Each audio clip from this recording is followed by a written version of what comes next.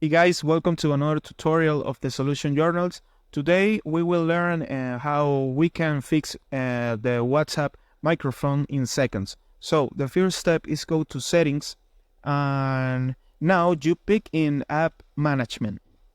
So in this part you pick in app list and you go to search the WhatsApp app.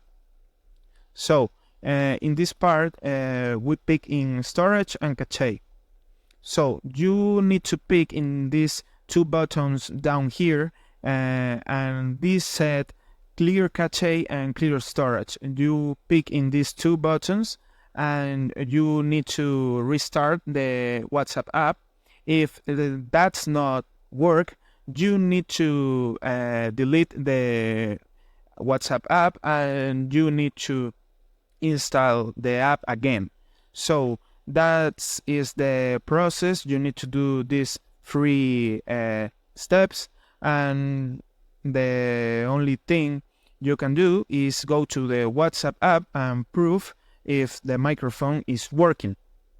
So I hope this tutorial was helpful for you, and follow us for more content like this.